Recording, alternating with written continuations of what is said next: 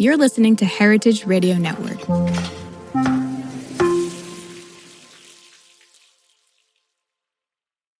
This episode is brought to you by Wisconsin Cheese. Wisconsin, the state of cheese, makes half of the nation's specialty cheese and wins more awards than any other state or country.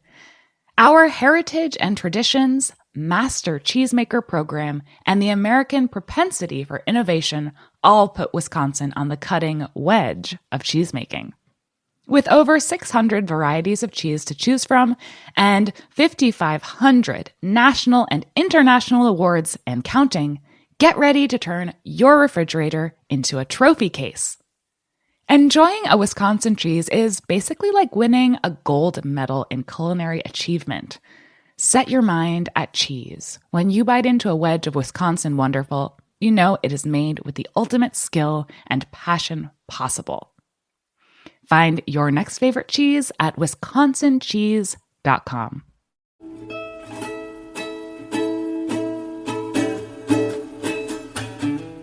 Welcome back to Pizza Quest.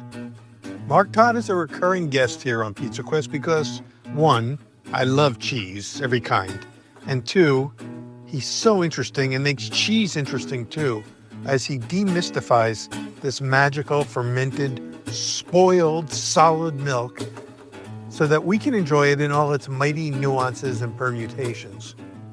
In past episodes with Mark, we've explored stretch cheeses in the pasta filata category, cheddar cheeses, and hard aged cheeses. This time we've taken the big leap and a deep dive into stinky cheeses, which means Alpine-style washed-rind cheeses that are not for the timid, but oh, the rewards. We join Mark from his base in the wilds and woods of Sonoma's rustic West County along the Russian River, where Mark is often found hunting for edible mushrooms in the redwood forest when he isn't teaching the world about the joys of cheese. I guarantee that you will learn more than you ever imagined during this lively conversation with our friend, Mark Todd, the Cheese Dude. Hello, I'm Peter Reinhardt, and welcome to Pizza Quest. This is one of my favorite recurring episodes. We meet with Mark Todd, the Cheese Dude, every now and then for another crash course education in a particular type of cheese. So, Mark, welcome back to Pizza Quest. It's so good to see you. I see that you are coming to us from the Russian River area of Sonoma County, your home base. Out your window, I'm seeing a bunch of trees that it's kind of like a mushroom forest back behind you, right? Absolutely. I live in a temperate rainforest that I've lived here 30 some years, and I think the most I've ever recorded was 108 inches of rain one year. So it's wet, definitely. Now, what's it looking like for this year or this past year? What was the number? Well, we had the season starts here in September, and between September and after Christmas, we had about 40 inches of rain and a awesome mushroom crop early in the season. And then it pretty much quit raining, and California decided to enter into dry January with the rest of the country. And we haven't seen a drop of rain since about the 30th of December. So they're kind of slowing down. But this weekend, we're supposed to get another big atmospheric river come through with another 10, 12 inches of rain in the hills, and that'll just kick up another whole season going. Another wave of new growth mushrooms too, right? Absolutely. Probably this time of year, we'll probably still be getting chanterelle. We were getting the winter chanterelle yellow called yellow tubies, and hedgehogs this time of year, we'll still be getting those. Probably a few others too, but it's been a great season so far. I've picked baskets and baskets full of mushrooms this year. Now, we've talked briefly about this in other episodes that you've been on, where that in addition to your expertise in the cheese world, where you are the cheese dude after all, and work, and this is how you pay the bills too, but That's also that you're an avid mushroom hunter. Yes. And as we say, there are old mushroom hunters and bold mushroom hunters, but there are no old, bold mushroom hunters. So what keeps you going? How did you, before we get into cheeses, how did you, especially with these new mushrooms popping up this year that you've never seen before, how do you know the good ones from the ones that'll kill you? Well, that's what study and not knowing the area, knowing what's likely to grow. When you get new ones, you just have to get your book out and run through the key that tells you if this, then this, if this, then not this, if not this, then this. Go down the whole list of things you're supposed to check. And when you get done, it tells you what mushroom you've got. If it's one that they say, well, there's this one that could kill you, or it could be this one that's really tasty. Those, you just go, well, I wonder what that tastes like. Throw it out. But most of the mushrooms that I pick, and I pick about 27 that I eat on a regular basis, they're real easy to tell. There's not very easy ways to mess them up if you just follow the rules. I have no desire to die of mushroom poisoning Right. any more than I have a desire to die of food poisoning. But I will take risks with mushrooms and with food because no risk, no reward. And the reward with these mushrooms is not like anything you can buy from the store. That's it. A rule of thumb for most mushroom pickers, the foragers, is if it's not better than a portobello, why bother picking it? Uh-huh. You know, there's a lot of mushrooms that are edible, but they don't really taste that good. Yeah. And if you can go to the grocery store at Safeway and buy portobello mushrooms that taste better than what you're spending hours hiking through the mountains looking for, why do that? Yeah. So the ones that we picked, like the chanterelle and the Boletus edulis and craterellus, the horn of plenty, those mushrooms are stunningly tasty. I mean, really, really flavorful. Well, after this new rain comes through that you're expecting, if you get a bumper crop, we'd love to have you come back and we'll spend a whole episode on just mushrooms instead of on cheeses, and maybe you could walk us through some of the harvest that you Sure. get and what you do with them, like some of the dishes that you make from them and how you Absolutely. prepare them. We'd Yep, love that. and preserving them is a big part of it because, it's like getting a crop of radishes or something. They all come in at once, and what do you do with them? You know, well, you can pickle this and you can dry this, and so the learning the methods of preservation is another whole study. And Yes. food preservation is actually what got me interested in cheese in the first place, because Interesting. cheese is milk's leap to immortality. It starts out as this fluid that will die in days and turns into this product you can stick in a cave and leave it for a decade. How did we figure that out when we were still banging rocks together? Exactly. How did we figure it out? A lot of trial and error. I'll tell you that, man. A lot of trial and error.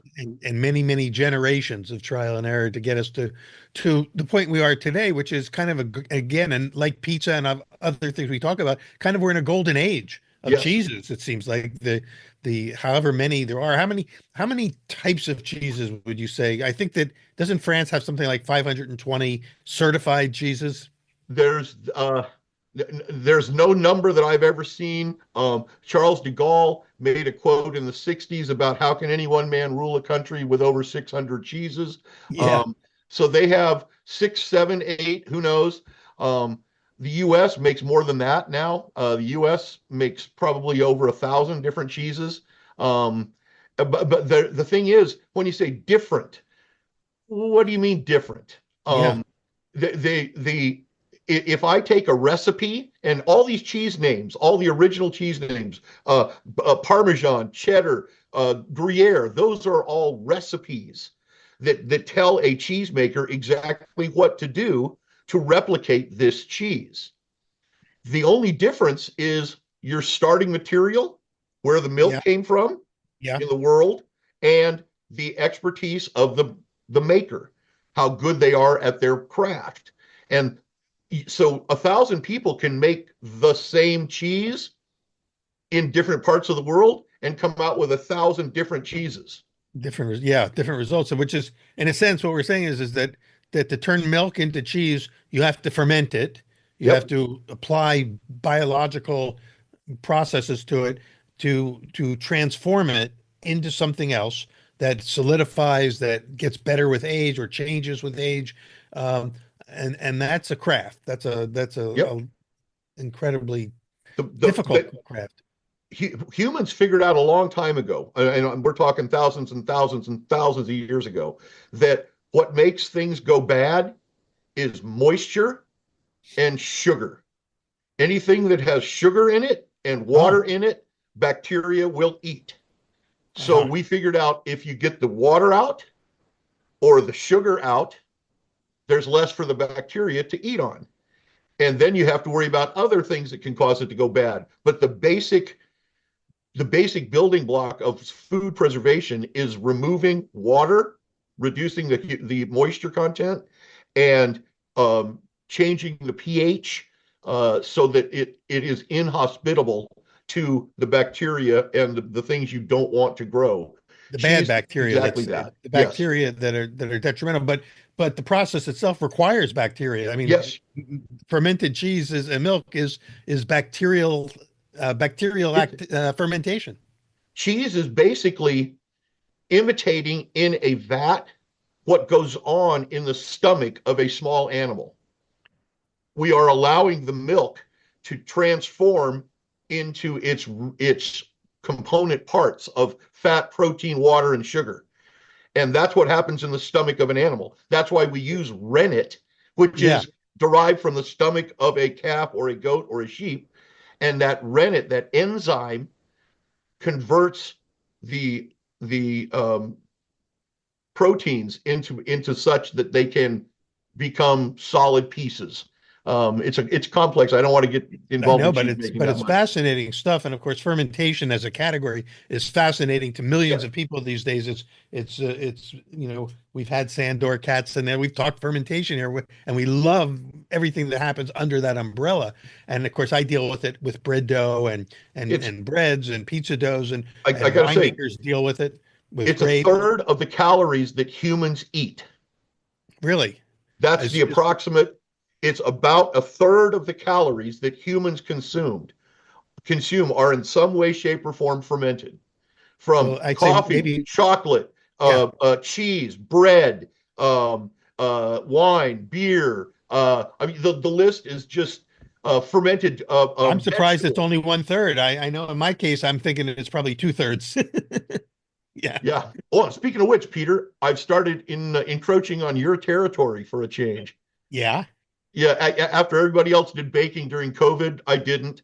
I started baking about 3 weeks ago. I decided that I want to make seeded sourdough bread that's as good as what I can buy at my local artisan bakery store. Right. And I got to tell you, you live in sourdough country too. I mean, that's the San Francisco, Northern California coast where you live is one of the best places to make sourdough bread. What do you got there to show us? Oh, there's a loaf. Oh my God, that's a gorgeous loaf. Made that one yesterday. Fantastic. And my own sourdough starter. Your own sourdough starter. What kind of flour did you use? I used I did a 900 gram total and did 800 grams of King Arthur bread flour and 100 grams of the King Arthur whole wheat flour. So kind of like a levain, a pan au levain in a way. Right. And my starter culture is now 5 weeks old. It's vigorous as all get out. That's fantastic. And I even named it, since I'll never sell it, Sonoma 7-seed sourdough. It has 7 different seeds in it, and my tagline is "Sail the 7 seeds." So when you see it on the market, you'll know it was me. That's great. Well, for those who are able to watch this on our video version, they can see the beautiful loaf you held up. Those who are just listening on the audio version, Mark held up a gorgeous round sourdough loaf with a little char. It looked like you baked it, as they say, bien cuit, to well done. Yes. Got some nice color on there, and sounds like that's an uncut loaf. Have you cut one and tasted the results? Yeah. Here. So he's going to get us one now to look at that's already been cut. So again, we're living in the realm of fermentation. Right now we're talking wheat fermentation and bread. That's a gorgeous crumb that you got. There's huge open holes. Yeah. Do you happen to know what kind of a hydration level you were using? How much percentage? The flour starts at 12.7. But I don't know what the finish is because I live in a land that's basically a humidor. Very, very humid. But how much water did you add to your 900 grams? 600 milliliters of water for 900 grams of flour, and about probably 30 mil or 40 mil added when I was, getting my hands wet to work the dough, and adding the salt. I added the salt separately. Hey, you're getting pulled down the rabbit hole of bread now. We're gonna. Oh, I'll tell you, that's my fifth batch, and I'm pretty much where I'm happy with it. And Yeah. It amazed me how easy it was to get to this point, but how much that opened the porthole to, like cheese, Yeah. 1,000 different varieties. Exactly. And it is like cheese. The varieties are infinite, and the challenge is, of course, replicating it. You live in an area where you're dealing with, a living organism, your starter, and your climate is volatile, to say the Right. least. You're north of where all the big fires are happening this year, Oh, but I, a few years I ago live in the you were. rainforest. Yeah. We rarely get fires here. The redwoods don't burn much. And you didn't get any fire like when I was in Sonoma County back around 5 years ago. Big fire run up the river to at Mhm. least to Santa Rosa. None of it Yeah. got to where you are. You're west of Santa Rosa. Yeah, there's the pretty much the world changes about 5 to 7 miles west of Santa Rosa. It goes from open oak woodlands and grasslands into redwood forests and Doug fir. And Yeah. so the hills along the coast are completely different topography than what goes on in the rest of the state. We call Um, that the West County, right? it's West County. Yeah, we're West County out here. Yeah, and up to the coast. And I mean, I lived out there. I loved it. Oh yeah. We were just on that edge. The one thing that we were not immune to, and I'm guessing that you're also vulnerable to, is flooding, though. You don't get fires, but you can get floods. Well, if let's put it this way, if my house floods, San Francisco's underwater. You're in big Uh, trouble. Yeah, because you're I, up on a I'm hill, right? I'm about 350 feet up the hill from the river. Yeah. So what has happened about 4 times since I've lived here 30 some years is I've been flooded onto the hill where you can't get off. There's Yeah. no exits. You just And gotta wait for it to recede. Yeah. yeah, and Well, usually it's a day or two it's gone.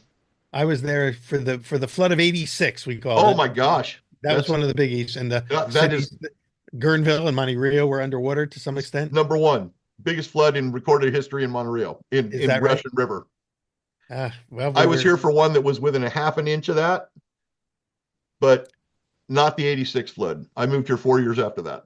Okay, so you missed that, but that flood, we opened our restaurant and bakery about 4 weeks after the flood damage cleared, and so I date my ascent into the bread world with that flood, because that's what we launched right after that. Not because of it, but we were And I'm lucky to sure get you our were doors you were open. swamped because everybody needed bread, man. That's right. And you were open. We filled the need. We saw a need Yep. and filled it. That's it, man. Well, Henry J. well, Kaiser, be speaking of proud. which, I really want to dive into these Yes. cheeses. Mark, in previous episodes, you've taken us through pasta filata, the mozzarella style cheeses, the pulled cheeses. You've taken us through cheddar cheese, Mhm. one of my favorite episodes because I'm crazy over cheddar cheeses.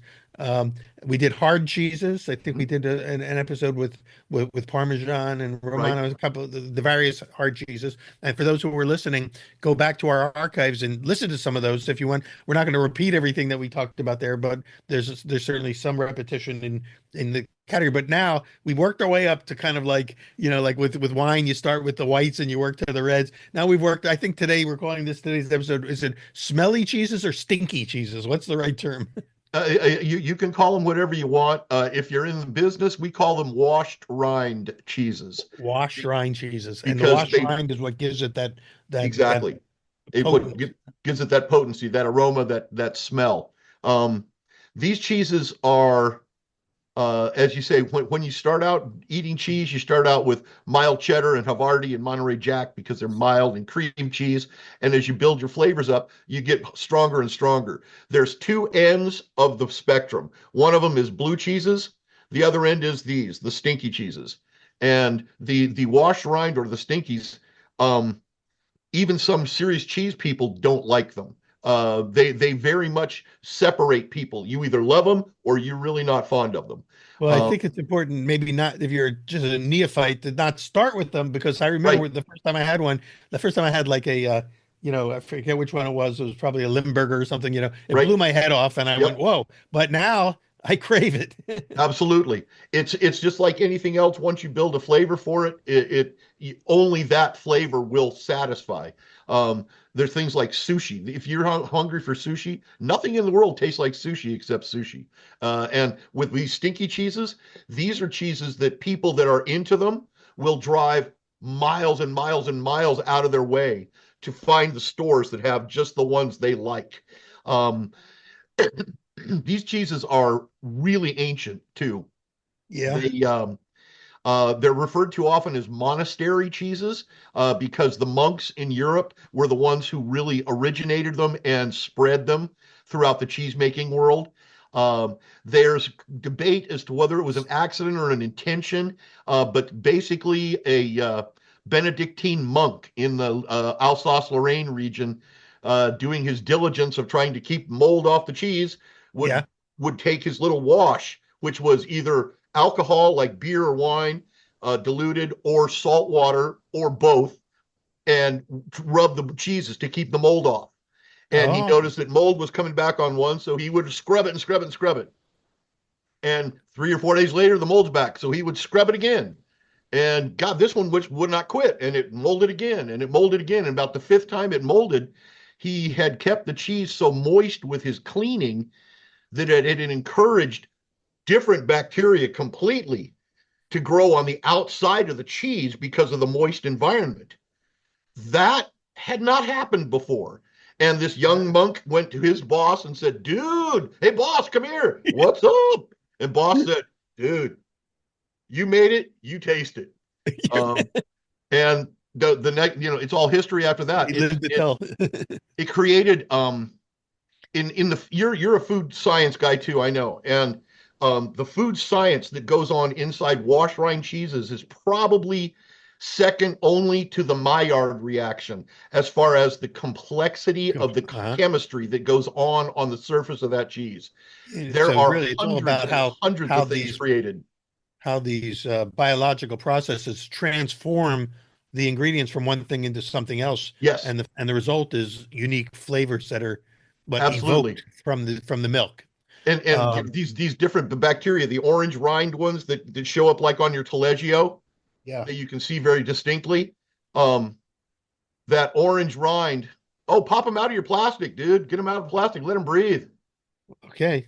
Yeah, well, I didn't open it. I just wanted to keep it covered so that my room doesn't fill up with the aroma. I'm holding up a taleggio right now with the orange rind. So let's talk about the 4 cheeses we're going to taste today. Is that you got the same one there or one like it? We're going to do 4 cheeses, and you'll tell us what order to do them in. We've got a taleggio, which is definitely a washed rind. Well, they're all washed rinds, but it's very soft. That's the strongest. It's the strongest of the flavors of the groups. When I went to the market at Whole Foods, and you had already called them ahead and told them I was coming, they had them waiting for me, and he said, "Ooh, you got some pretty strong cheeses there." And when he handed me the taleggio, he says, "Are you ready for this?"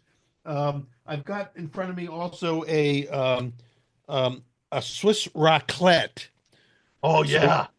So I'm going to open that one up. The raclette. Now, most of us know raclette as being kind of one of those cheeses that is held over a heat lamp, and it kind of turns into instant fondue. But right now, this is in a solid form. Right. But and I guess I'm not seeing much rind. They've either shaved off the rind or they usually, if it's the Swiss version, they buff the rind before it leaves the country. Usually.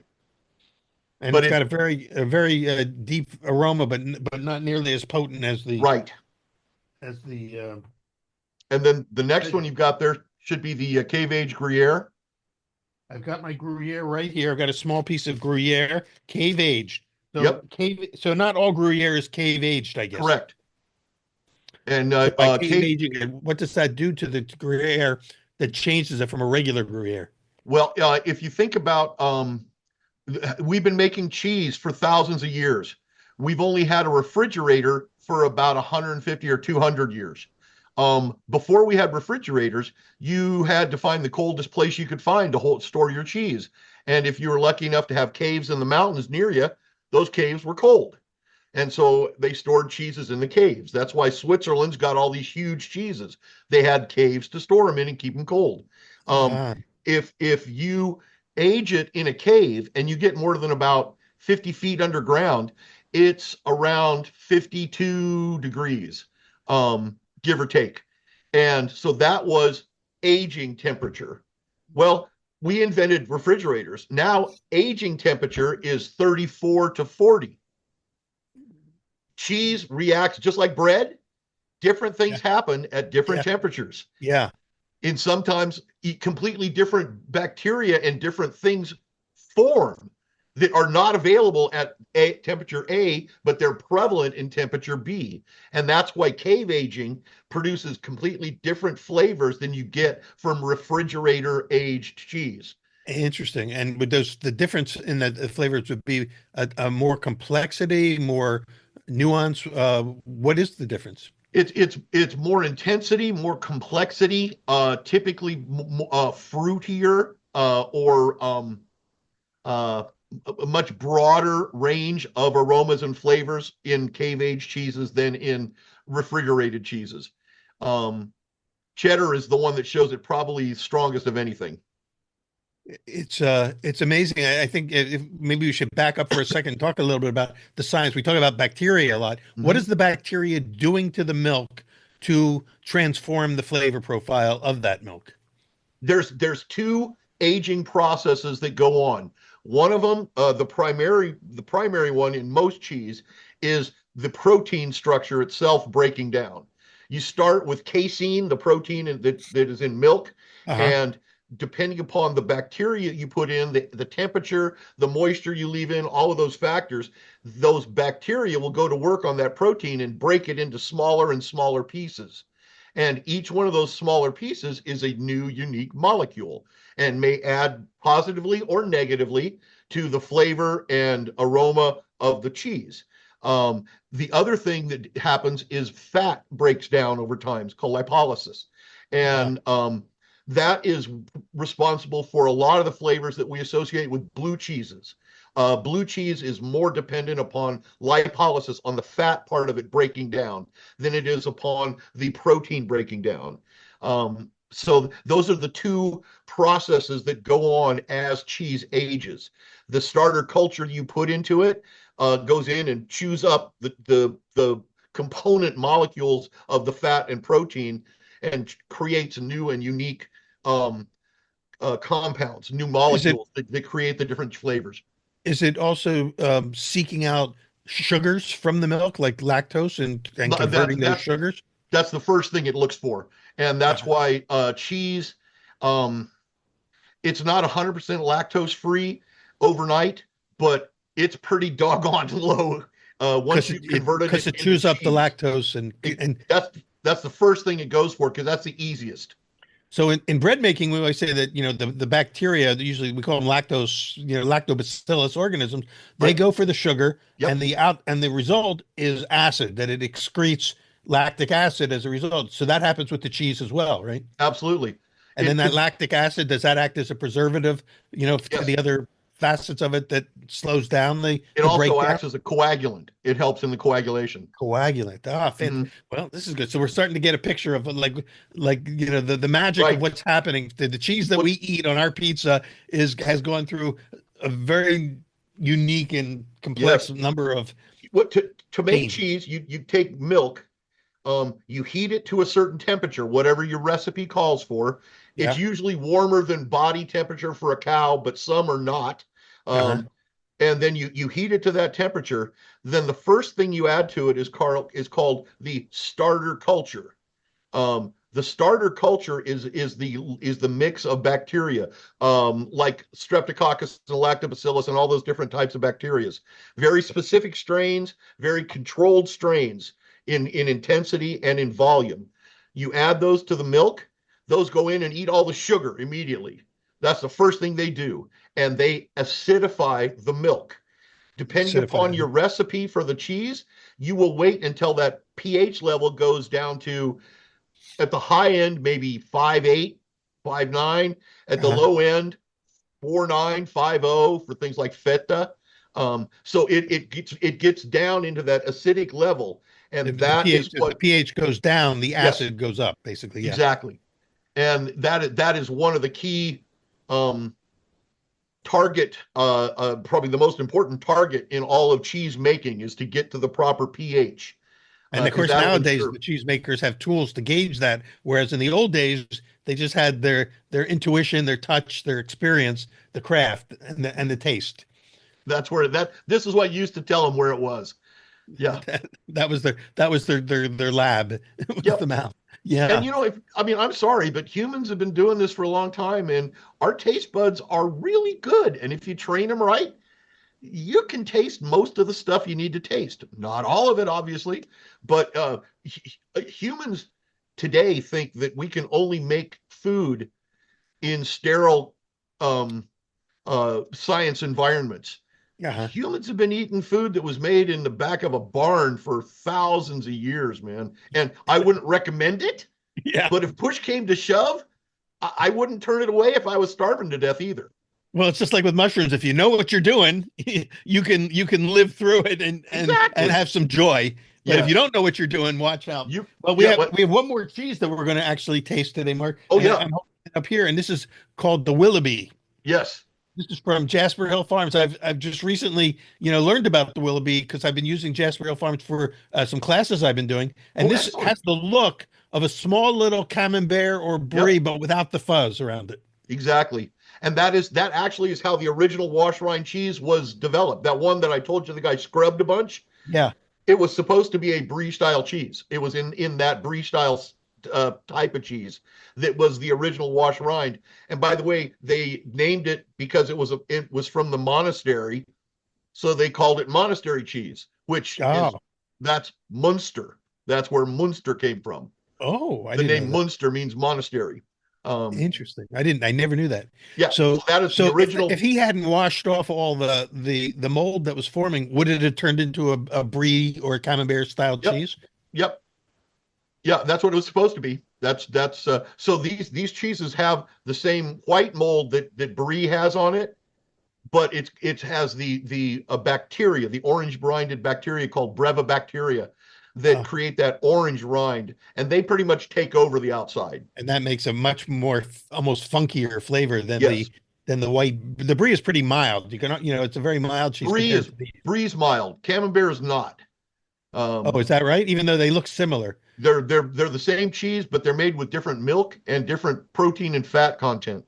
We talked about how protein breaking down is what gives cheese its flavor. One of the big things. Yeah. The more protein in your cheese, the more flavor it will develop over time. The more fat in your cheese, the buttery the flavor will be.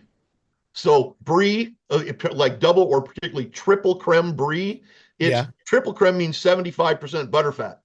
Oh, yeah. By dry weight. Yeah. So it's 3/4 of a stick of butter. Yeah. If camembert is always 50-50, half fat, half protein. So as it ages, it develops much stronger flavors than brie does.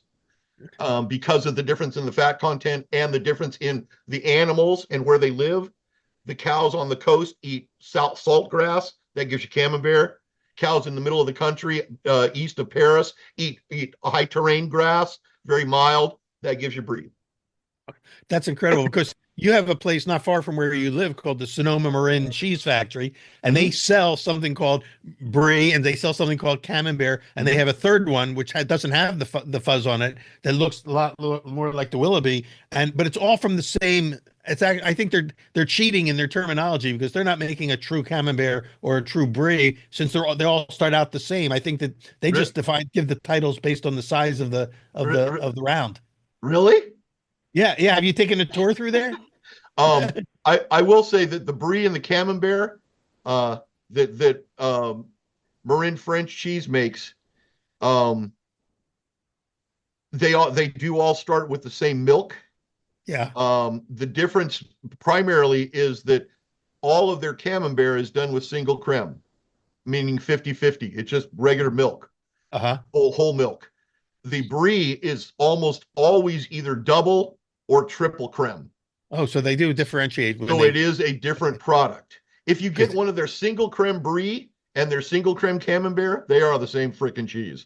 If you get it before it molds, they call it breakfast cheese or Le Petit Déjeuner, the little breakfast. And it's an unripened brie, and they're wonderful cheeses too, just very different. Yeah, yeah, and they look a lot more like the Willoughby, but the Willoughby doesn't smell anything like their breakfast cheese. This has Right. pretty potent Well, smell. go ahead. No, I was going to say, why don't we kind of Eat. do a little tasting through these, and for folks Yep. who are following along and want to try to taste along with us, we've got an cave aged Gruyere, right? We've got a Jasper Farms, which is a Vermont cheese company. Jasper Farms Willoughby is that the name they gave it, or is Yes. that a classic name? Okay, that's their Well, Willoughby. all the names were originally names people gave them. Well, true, yeah, but I mean, there's not a category of Willoughby No. cheeses. Okay, and then there's the Taleggio, which Uh-huh. is the one with the most orange rind, and it's very soft, very similar in softness to the Willoughby. Hmm. And then we have the Gruyere, the Cajun, and then Raclette. the raclette. So where do you want to start? Raclette. Okay, Raclette is the mildest one of the group. okay. I'm going to put the raclette on my cutting board and cut myself off a piece. Is that what I should do? Yep. And how long's it been out of the fridge? It's been out a couple of hours now. Good. Perfect. Cool, but not warm. So I'm now holding up a piece. Yep. Yeah, And just yours like still yours. has a little rind on it, I see. Nice. I say, well, this is some of this rind. It looks It's like plastic it's coat. plastic. Yeah, there's Yep. the rind underneath the plastic. Okay, I got Right. the rind. So- It's Sorry. it's got it's very pungent aroma, but delightful. I mean, it's intoxicating, I would say. I was going to say, if this is pungent, you're in for a treat when we move on. Yeah, right. Because this is the mildest of them all. Yes. And, Now, it's milder because it's younger in terms of its aging, or something else? I was going to say, there's two things that contribute to the more intensity of the cheese. How often it's washed and how long it's washed. If you wash it every day for 3 months, it's going to be very strong. If you wash it once a week for 6 months, it'll be medium strong. If you wash it every day for a month and then once a week and then once a month and then let it dry out completely, you end up with Gruyere. That's how they do that one. Really? So this could ultimately become Gruyere. Well, different. It's a softer design cheese. It's a semi-soft cheese, so it could become a Gruyere style if you let it age and dry. I see. Okay. But this cheese has a washed rind on it, but it is very minimally washed. Yeah, I can see it's not overpowering or that strong. Yeah. Exactly. And when you have the wash, what it produces is a beefy earthiness in the cheese.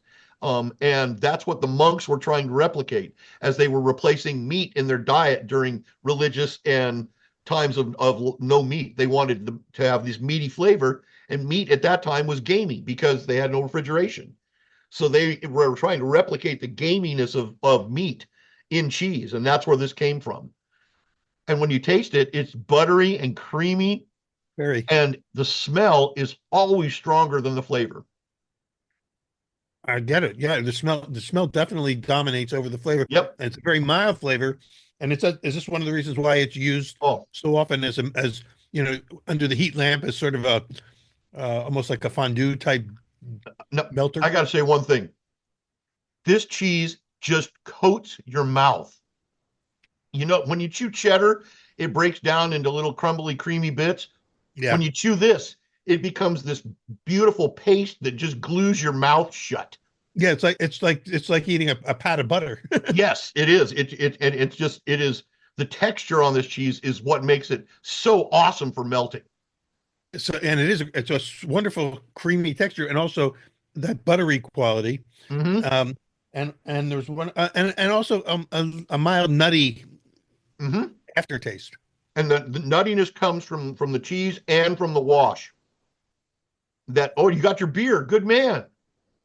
I have some hard cider. Excellent. As my palate cleanser, some Samuel Smith's organic cider today. We're going to be doing a cider tasting show next week with I love cider. So I got this. And I thought this would be a perfect accompaniment to the cheeses. I've probably made 30 batches of cider. My beer making friend and I used to do cider about 4 times a year. Love it, man. Right. I love cider. You're in apple country too. Apples and pears, both. We did both. Well, so that was raclette. That's the That mildest one. it's really It comes from the Alpine mountain range. yeah. We call different countries the France or Switzerland or Austria. It's the Alps. They've been the Alps for a lot longer. They've been countries. So Taleggio comes from northern Italy. It's in the Alps. It comes Gruyere comes from eastern France. That's the Alps. Raclette comes from Switzerland. That's the Alps. They're all the Alps. So that's what gives it the name Alpine when we say Alpine cheeses, and this is the style. The washed rind is assigned distinctive to that region. That's one of the cheeses that is distinctive there. That's not the only other one, the one with the obviously. holes in it, the Emmental, is the other one that is distinctly mountain cheese. Or we associate with mountain cheese. Is the Emmental and those kinds of what we call Swiss cheeses here, are they also washed rind cheeses? No, typically not. A traditional Emmental is not. There are a few companies that do wash rind versions. There's one from Germany that's called Allgäuer Bergkäse. Bergkäse just means that big cheese. And it's from the Allgäu region in the southern part of Germany in the Alps. And they do a wash rind version of Emmental that is ripping strong, man. It's awesome cheese. I used to work with people that brought it into America, and it was awesome cheese. So does that move it more towards the raclette or to the more towards Gruyere? It's more towards the Gruyere. It's Gruyere. even stronger than raclette. So okay. So speaking of that, raclette is the one you just put in front of the fire, and it has so much moisture and fat, it'll just melt instantly. You don't have to do anything to it. You don't have to add anything to it. You just put it in front of heat and scrape it off, and it melts. That's why they do it at the après-ski meal is, raclette. Gruyere, you got to work a little bit more. You have to try a little bit harder. But this is the cheese that makes fondue taste good. This is like the classic fondue cheese, right? Yes. Well, typically, fondue is about as unique to each individual person, place, and canton as pasta sauce is in Italy. Right. Every mom makes their own, and an average kind of Americanization of it is half Gruyere and half Emmental.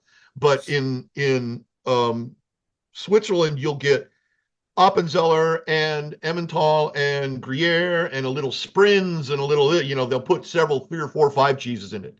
What is Jarlsberg? That's another kind of Swiss cheese. We won't talk about Jarlsberg. Okay.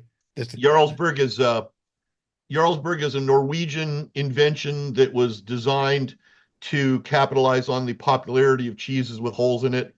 There's more Jarlsberg produced in Norway than there is milk produced in Norway. So I'll leave you to decide where the milk actually comes from. Although Poland is right across the aisle. Jarlsberg is the bad brother who it's Jarlsberg is the Kraft of Europe. It's not bad cheese. And Kraft, back in the 60s when I grew up, Kraft was not bad cheese. It was just mass produced. It was not special. It was not unique. And Jarlsberg is produced by the freaking train load. It is not a fun, unique cheese. It is a mass marketed, mass produced, high quality cheese. It's very well made. I will never knock the quality of that cheese. I just don't think it's anything special. Gotcha. Sounds like it's like the Budweiser of cheeses. Exactly. Yeah, okay. All right. I'm getting the equivalencies here. Okay. Because I know the term Jarlsberg, but I never knew how that fit into the pantheon of Swiss style. It's a Swiss style cheese, meaning it's got the holes in it from the bacteria that produces that gas. Yeah. So it's a Swiss style cheese made in Norway to please the masses. It's designed, true Emmental has a real bite to it. And a lot of people, that's a little too strong. So they made it milder. French, they do a couple versions in France that are also milder versions of those big eye cheeses, because some people just don't like that strong, intense, almost medicinal flavor you get out of Emmental. And of course, today we're focusing on what we were calling the stinky cheeses. So we don't want that. So we want to go after the gusto here. That's it, man. And so the Gruyere that we're talking about next is the one you should be trying now. I'm holding it up. I'm holding up a piece. I already took a little bite, and I noticed that the first thing that I noticed in my bite of this Gruyere is that it does have those little crystals Mhm. in it that I associated with cheddar, and You've other, associated with cheddar just because that's the only cheese you're used to eating that's 2 years old. The kerosene usually shows up in the body of a cheese anywhere from 16, 18 months up to 2 years. It'll start showing up. It's a it's one of the amino acids that, and uh-huh. it kind of drops out of suspension and forms little crystals. Mm. I just This cheese is so good, but it's so completely different Yes. from the raclette.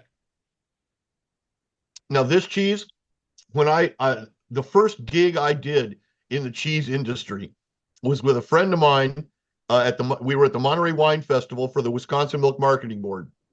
I had never done anything in cheese before in my life. I had orange and white. That's what I knew about it. And we got up at 4 o'clock in the morning to cut up cheese for this big event.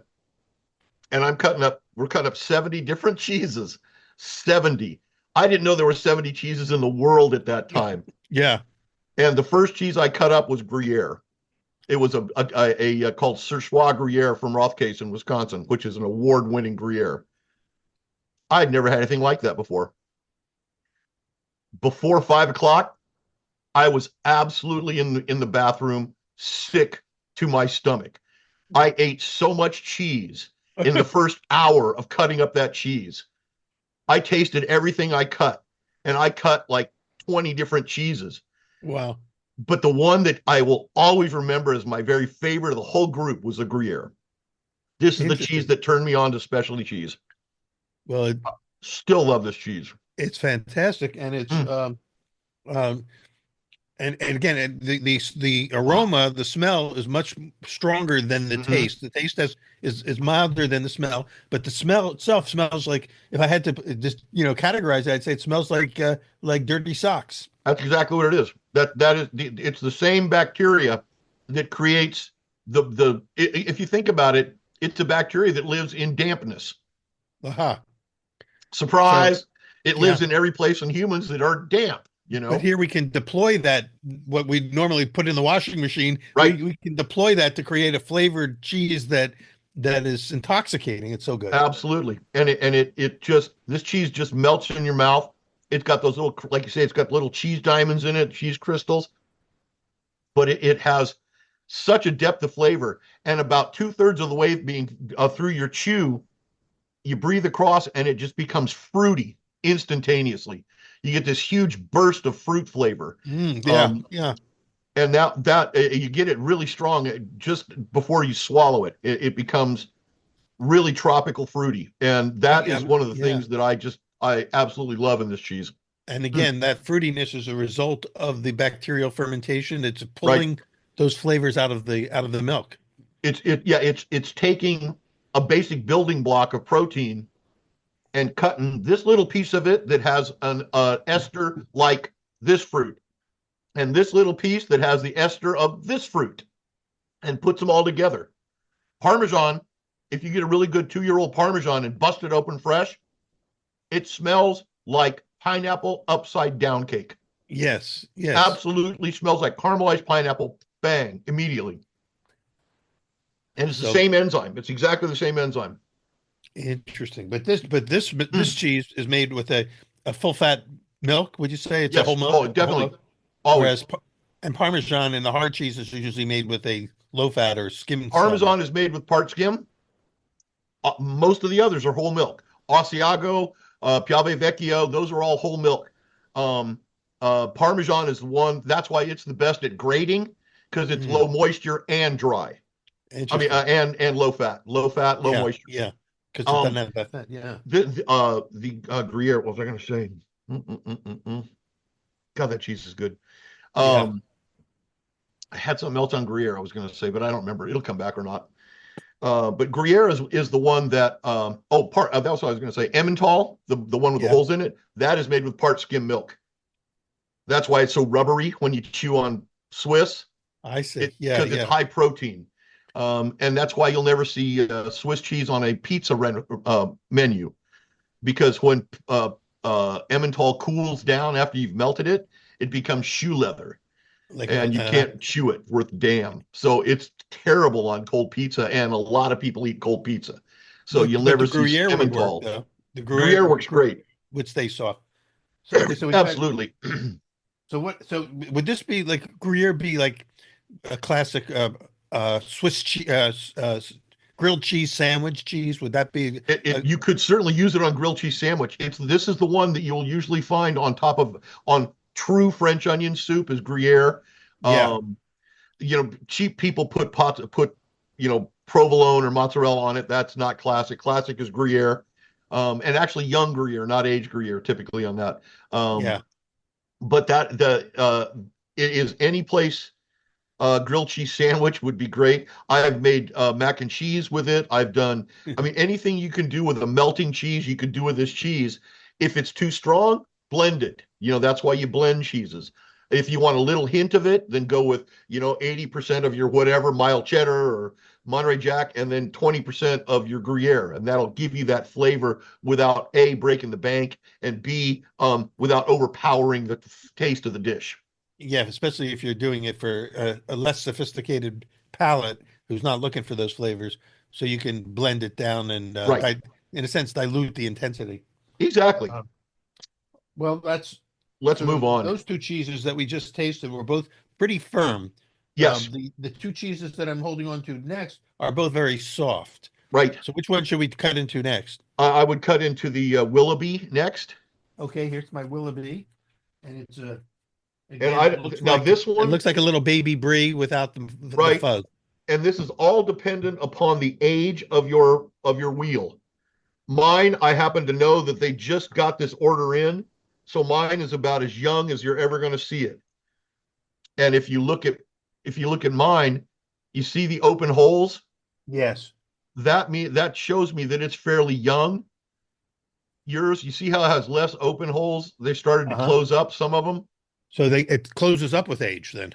Absolutely. It gets softer and breaks down, and it becomes more liquid as it ages.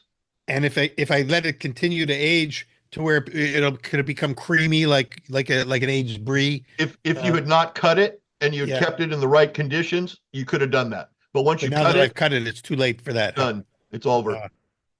But it's still pretty soft and creamy in the center. Yep. I can see it's liquidy almost. Yeah. Yep. Now smell that. Yeah.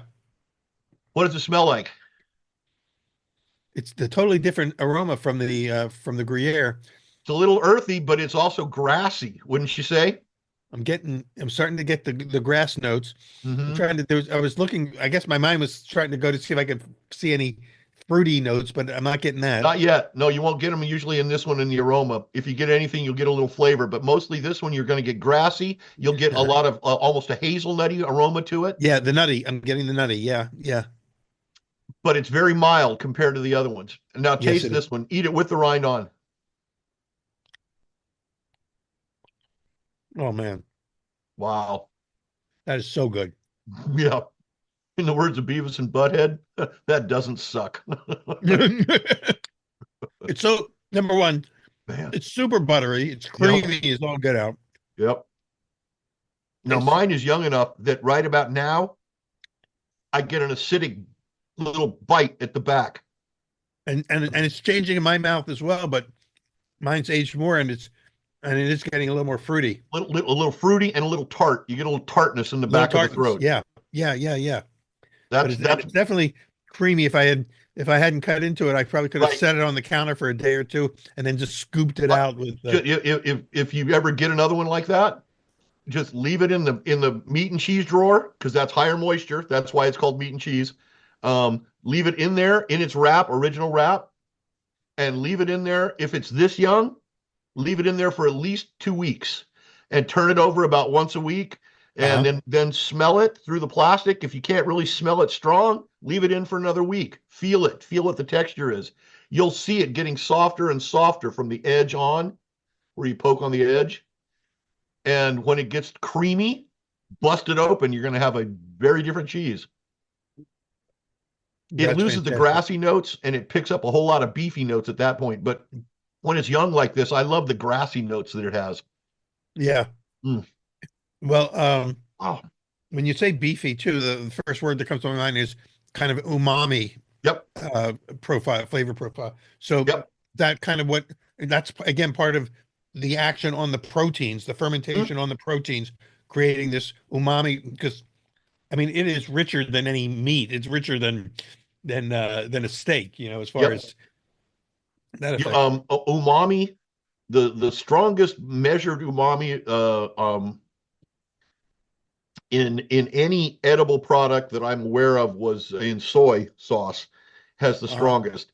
Yeah, But as far as food that you eat, um, Roquefort blue cheese, sheep's milk blue cheese is right at the top of the list. I see. And cheeses in general are very high in umami. And umami is protein. It is one of the stages of protein breaking down, and it triggers in our brains that umami means tasty, Uh-huh. because umami is what happens to meat when you cook it. Raw meat has very low umami. Yeah. Cooked meat has very high umami. When you brown a steak, it's the browning process, the Maillard reaction, that produces that intense umami. All meat has some umami flavor. I don't want to say none, but the umami is intensified 1,000-fold by browning. And cheese doesn't need that. It's fermented. So it's gone through something. It's already changed. It's Yeah. picked up that umami breakdown of the protein by its aging process. And that's why cheese delivers so much umami instantly. As soon as you taste it, you smell it, you get that umami rush.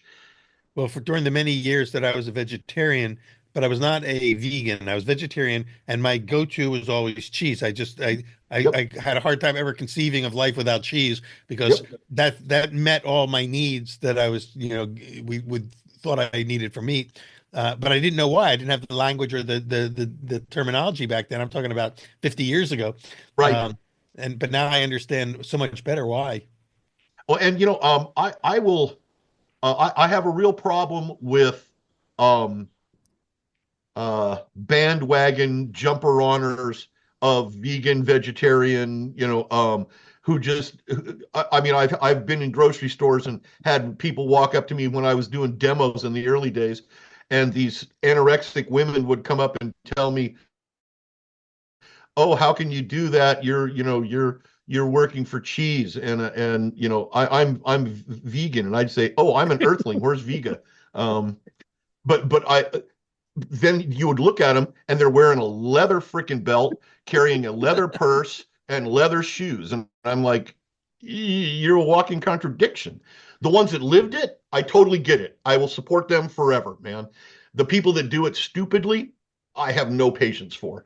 And the thing about, especially vegan, is it possible to get a very healthy diet eating vegan? You bet. Is it way more challenging than it is if you have a broad-based diet like humans have been doing for 3 million years? Uh, Yeah. Um, if we were designed to eat nothing but roughage, we wouldn't have these teeth in the front. They would be kind of useless at that point. That's for cutting meat. We're designed to eat some sort of meat and some sort of vegetables and lots of nuts and fruits and seeds because they stored well and they didn't fight back when you harvested them. yeah. So humans have been eating that mix of diet for 3 million years. I'm sorry, your latest fad is not going to change how humans work. Well, as we say, yeah, we can applaud the effort Yes, and maybe bring some wisdom and knowledge to the effort, so that you're not just jumping on a bandwagon. yeah. And because it could be dangerous to your health if you don't know what you're doing. Yes, and if you are a vegan and you absolutely can't stand the fact that we hurt animals, because we do, killing them is hurtful. I'm sorry, it just is. Yeah, yeah. That I get it. I get that, and I support that if you want to do that. It's the ones that don't understand and they just jump on it without even knowing what they're talking about. I have no patience for that. Well, Um, we have to chalk it up to it's part of their learning curve, and that's why yep, we do shows like this, is to help that's right. educate. So we got So one more let's move cheese to do, and on. I'm pretty excited about this. This is the one that is filling my office here where I'm broadcasting from, with a very ripe, rich aroma. Yes, Taleggio is one of the oldest. Um, the Pliny the Elder in the first century BC or AD wrote about cheeses that were probably Taleggio. Oh yeah. Oh my gosh, that is intoxicating. and they all have an indentation from where they put a branding mark on them. Oh yeah, I see it now. Yeah. Yeah, that says Taleggio. It sells Taleggio, DOP Taleggio. All have that. So where is Taleggio from? Northern Italy. It's a northern Italian.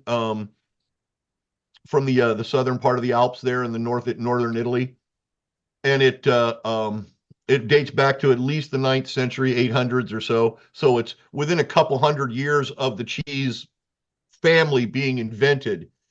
Taleggio was being made. The process of making a wash-rind cheeses from that original kind of accidental, intentional, whatever discovery in Alsace-Lorraine spread around all of the monks in Europe within decades, and they were all making wash-rind cheeses because, it's meaty as can be. It's absolutely meaty, and if you had a week that you couldn't eat meat, well, this is your next best thing. And that's why some of the fasts, like, in the Eastern Orthodox fast, you have to give up cheese also. Yep. because you might as well, if you're going to give up meat, you got to give up cheese too, because otherwise it's not a real fast. That's why I'm not an Eastern Orthodox. In fact, that's why I'm not practicing anything. You would have to make the ultimate sacrifice here. But I'm noticing one thing as I'm tasting it. The cheese itself, the internal part of the cheese, is soft and creamy and very flavorful. But yes. the rind is ripping is strong. like on another level altogether. It's like the inside, but on steroids. Right. And you can trim the rind on it. It is totally edible. Some people don't like the rind. To me, that's kind of a waste. But if you don't like it, you can always trim it off. But the rind is where, it's kind of like, this is where the real action is. Yep. And that's one of, like I said, the super complex food chemistry going on. That rind is where it's happening. All of it. Oh my God. Yeah, and this the one difference in the texture on this, I don't know if you noticed it. The first cheese we ate was turned into like paste and stuck to your teeth instantly. It was gummy as can be. The Gruyere was softer and creamier and melted in your mouth, but kind of in chunks at a time as it went down. And then it became creamy at the end. The Willoughby was soft and gooey and melting immediately. This one is quite elastic. It's got quite an elastic, it's creamy as can be, but it has more of an elastic texture. It's bouncy. And it doesn't stick to your teeth like the first one does. It's That's creamy, but it doesn't stick to your teeth for some reason. I don't know why. Well, but if it was sticking to my teeth, that would be more a function of the fat, would you say? They're identical, virtually identical fat. It's how the cheese body has broken down. And again, all of these, I guess, they're certain bacterial colonies are introduced at the early stages of these cheese productions, and they're probably different, right, based on the region where it came from, what was common, what was captured there in their starters, so to speak. Right. Well, originally, every cheesemaker had their own starter culture, just like you have your own bread starter. Yeah. And every day they would take some out and make the cheese with it, and feed the what's left so that it would have stuff for the next day. And they would take some of the whey out it from today and add it into that for tomorrow. And that was how they got the right bacteria, was by replicating it right on site. The problem was if you had a phage outbreak or something like that, and it just wiped every bug out in your place. Yeah. You had no starter culture and you could not replicate it very well. Wow. There has been modern companies go out of business because they could not replicate it after a problem like that. So it's such a fascinating world. Yeah. And it's kind of like, like if you're into bread making, then inevitably you want to get into beer making. And if you're into beer making, you want to either get into wine making or cheese making. I went the other way. I started out, believe it or not, 45 years ago as a cheesemaker, wanting to be a cheesemaker. I was a cheesemaker wannabe. But when I was trying to get certified for the spot that we were going to make it in, the restrictions and the regulations were so severe that I said, this is too much for me. I can't handle this. I'm going to go to bread. It's so much less restrictive. And so I moved from cheese into bread. But now I feel like coming back because cheese is, to me, is the most fascinating, most, what's the word? It's alchemical process. There's almost a magic to it. It's Anything with alchemy. I fermentation. call it alchemy. Yeah, and alchemy is I think, again, it's an imprecise word, so to speak, because it can mean so many different things to different people, but it captures the magic of the Yes. process. Yep. And when we went to the fermentation festival in Wisconsin a few years ago, and there was somebody there on every aspect of fermentation, from sauerkraut to bread to cheese to wine. Yep. It's like we're talking about the same thing, only the application of microorganisms to a different food source to Yep. create an amazing flavor outcome. So, Well, thank you. I bought myself a pH meter, and my next venture, now that I am digging bread, is lacto fermentation of vegetables. That will be my next big fun. I'm going to learn Fantastic. lacto fermentation on all different types of vegetables. Can't wait. Pickling Well, stuff is over the next class. couple of days, I'm going to be not only learning about this level of cheese making that we talked about today, but also ciders. And I'm going to be on somebody else's podcast, on a podcast called Beer Sessions, and we're going to be Ooh, talking about beer and how it relates to pizza. So, and again, it always comes down to fermentation. If you just add one big word to call it, cover everything, yep. fermentation is where it's at, and it's fascinating and wonderful. And I think I really appreciate you kind of expanding my understanding of what's going on in this particular, corner of the fermentation world, because it's got to be more than 500 types of cheeses, even. I mean, Oh, there's thousands. There's probably an three plus infinite number of thousand. ways to Yeah, ferment milk. And then we haven't even talked about goat milk and sheep's milk and other kinds of fermented milk products as well. absolutely. Absolutely. And we ferment grain to make beer. There's a lot of historical speculation now that agriculture actually started as a way to make enough grain to make beer. Had nothing to do with bread. Bread was an afterthought. Bread was Right. something we figured out afterwards, but it was beer. It was the thing we wanted to be able to make beer all year long, that it kicked off agriculture. I think, And yeah, I find that a fascinating I theory. believe that. And I think a lot of that goes into Egypt and the Mesopotamian Yep, areas and all. And yeah, yeah. And I get the feeling that bread came about because the beer maker fell asleep under the hot Egyptian sun and that's it it. dried out and he was left with this cakey stuff. So they called it bread. That's it, man. It got dry. They ground it up and said, "Well, what happens if you put water on it? It makes it better, you know? So, Maybe if so we put Mark, I it on got a one hot final rock." question for you before we call it a day, because Yep. uh, this has been overwhelmingly delicious and informative. Um, where do we go from here? We've covered a lot of Ooh, different categories. What have we not covered in let's the cheese see. world that we can have you back for? We'll have you back for mushrooms for sure when you give me the word that mushrooms are in. Right. But what other cheese categories have we not explored that you think we need Well, to get there's into? we haven't done straight up just fresh cheeses. There's a whole lot of fresh cheeses that are a lot of fun. Oh, From fromage blanc and creme fraiche and different types of fresh cheese and fresh dairy products that are very much fun. There is blue cheese. We have not done blue to my knowledge yet. oh. And there's a huge range. You think there's a lot of different flavor variation in things like cheddar? Wait till you taste 5 different blue cheeses. Let's do blue, because Okay. that you just touched on something that people have asked me that I couldn't answer, which is how are these different blue cheeses different from each other, and what makes them different, and what are the flavor Oh, differences? I'll tell you what, man.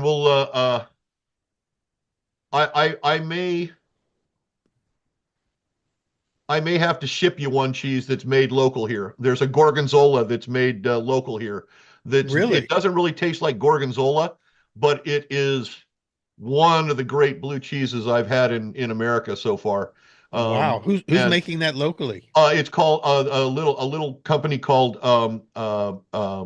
Valley Ford Cheese Company, and they make they're famous for a Montasio style cheese. It's called Highway One.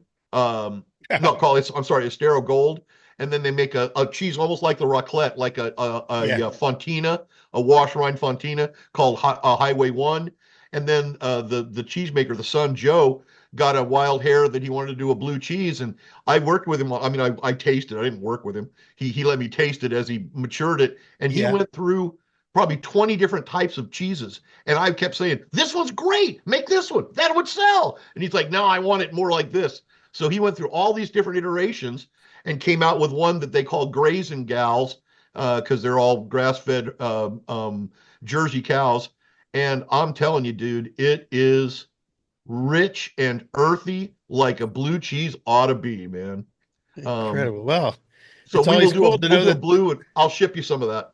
and we'll plan on that one. So folks, join us again Yeah, with Mark Todd, the cheese dude, when we dive deep into the blue cheese world, which is one of the other categories that we still there's got to be many different niches within cheese that we can explore, and I'm happy to do it as often as you're willing to come back and do it you with me. bet. Blue So cheese is my favorite category by far. awesome. All right.